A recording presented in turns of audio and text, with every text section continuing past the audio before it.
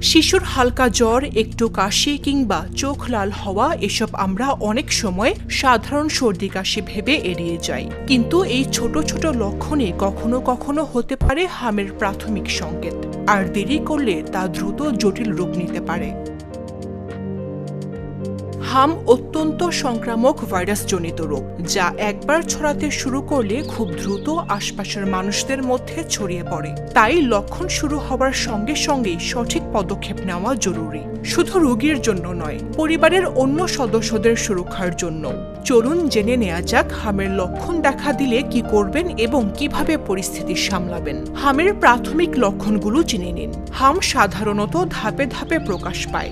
শুরুতে লক্ষণগুলো খুব সাধারণ মনে হলেও কিছু বিষয় খেয়াল করলেই আলাদা করা সম্ভব, যেমন হালকা থেকে মাঝারি জ্বর, শুকনো কাশি, নাক দিয়ে পানি পড়া, চোখ লাল হওয়া ও পানি পড়া, শরীর দুর্বল লাগা। এই লক্ষণগুলো 2-3 দিনের মধ্যে দেখা দিতে পারে ত্বকের লালচে র্যাশ, যা প্রথমে মুখে শুরু হয়ে ধীরে ধীরে সারা শরীরে ছড়িয়ে পড়ে। লক্ষণ দেখা দিলে শিশুকে আলাদা রাখুন।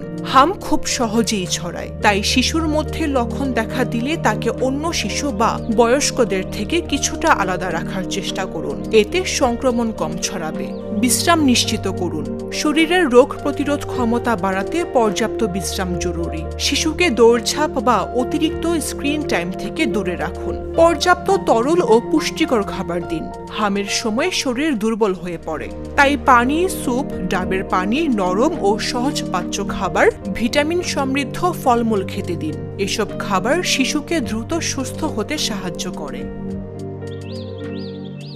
কুসুম গরম পানি দিয়ে শরীর মুছে দিতে পারেন। হালকা কাপড় পরান যাতে শরীর ঠান্ডা থাকে। চিকিৎসকের পরামর্শ অনুযায়ী জ্বরের ওষুধ ব্যবহার করুন।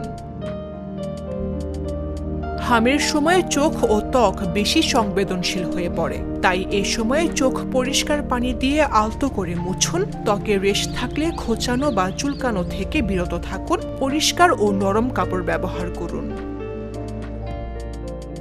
একজন আক্রান্ত হলে অন্যদের ঝুঁকিও বেড়ে যায়, তাই নিয়মিত হাত ধোয়া, আক্রান্ত শিশুর জিনিস আলাদা রাখা, ঘর পরিষ্কার ও জীবাণুমুক্ত রাখা, টিকা নেওয়া আছে কিনা যাচাই করা, এসব বিষয় নিশ্চিত করুন। কি করবেন না? শিশুকে জোর করে খাওয়ানোর চেষ্টা করবেন না। নিজে নিজে ওষুধ শুরু করবেন না। র্যাশে কোনো অজানা ক্রিম ব্যবহার করবেন না। এটা কিছু না ভেবে অবহেলা করবেন না। ভয় নয়, সচেতনতাই মূল। হামের নাম শুনলেই অনেক অভিভাবক ভয় পেয়ে যান, কিন্তু মনে রাখতে হবে সময় মতো সঠিক যত্ন ও চিকিৎসা নিলে বেশিরভাগ ক্ষেত্রেই এটি নিয়ন্ত্রণে রাখা সম্ভব।